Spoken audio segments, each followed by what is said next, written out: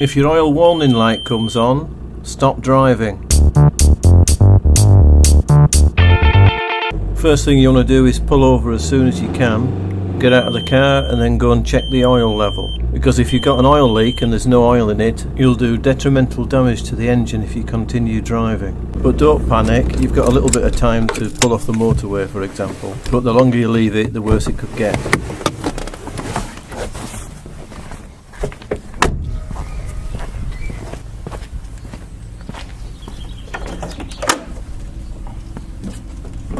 And after you've left the engines to stand for a while, check the oil.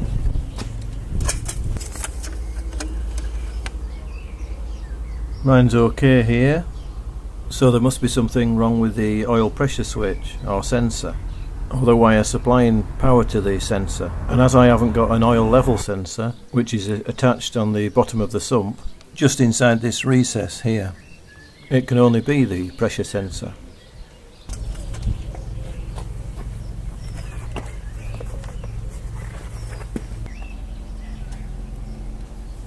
The oil pressure switch is located on the side of the filter housing, just above the oil cooler.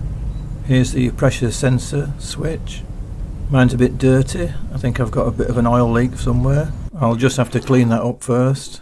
With the under tray removed, I can put a bowl underneath, and I like to use a degreasant, a brush and a rag rather than a pressure washer, as the water can potentially seep into electrical connections, causing faults. Nice and clean now. Take off the electrical connector. Unfortunately on mine the connector's pointing backwards and is out of sight, and I can't just get at it that easily. But if I loosen the switch itself, I'll better turn it round, which on my sensor is 24mm, and then take the connector off. So that's what I'll do. Oh, my sensor seems quite loose here. That might be where my oil leak is.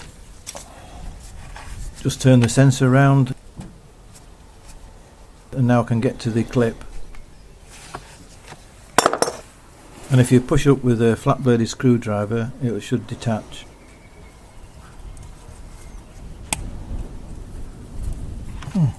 Something not right with the catch.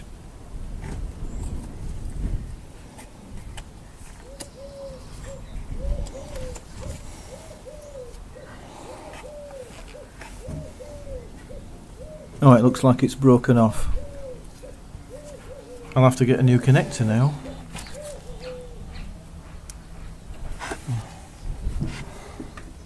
This is a single wired sensor which uses the housing as its return earth. Some can be 2 or 3 wire connections. So I just want to check the connection, so I'll put a little metal pin in the connector and attach a test light.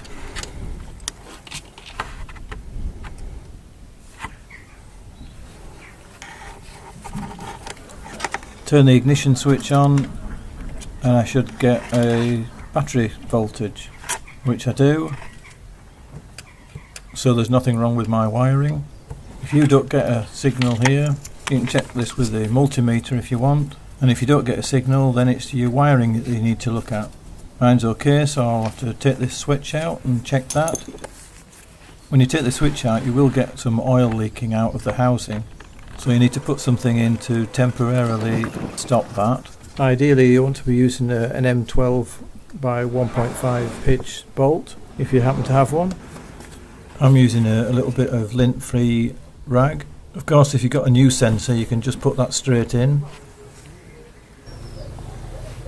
Here's what the sensor looks like, and I'll put the part number in the description. This one does actually come with a crush washer, so I'll renew that when I put it back in and hopefully stop my little leak that I've got going on. To test these I'm going to use a little bike pump, which should be enough to apply some gentle pressure. That's all that's needed to test it. You don't want to be over pressurising it. I'll just get a bit of pipe to attach the end to the switch. Of course this is only a rudimentary test, and proper equipment would be needed if you want to test it at various different RPMs and pressure, which would test its exact function with the ECU, as it's designed to come on and off at various intervals within various parameters and conditions that are set. But basically if these stop working you'll probably end up with an annoying light on your dashboard. That'll do the trick. Put my crocodile clip on the connection. Turn the meter to ohms resistance, which gives me OL for an open circuit. Just check that on the connector. That's okay. So I want to check it on the body of the connection and apply a small amount of pressure. And there we have it. When the pressure is applied, the switch activates and completes the connection, showing a small amount of resistance. So that's working fine. If yours doesn't do that, then there's your fault. So with a new washer, I'll put that back in the car now.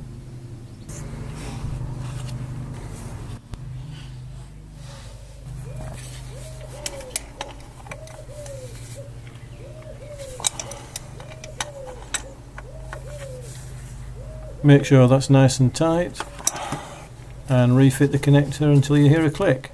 But you won't on mine until I get a new connector. As you saw earlier in the video, mine's actually bust. So I'll probably put a bit of insulation tape on to hold it on for now. Recheck the oil level and top it up if you need to do. Mine's a bit on the dark side and due for an oil change. Now all you got to do is go into the car, turn the ignition on, the oil light will light up, and then go out after 3 seconds, which it does, then start the car. No oil light on, then raise the RPMs, and it still shouldn't come on. That seems to be fine, but it's still probably worth going for a test drive just to thoroughly test it, and the job's done, sorted. Thank you for watching. If you like this video, give us a thumbs up, it really helps me out with the channel. Feel free to share the video, and if you haven't already subscribed, please consider subscribing. And I'll see you on the next video.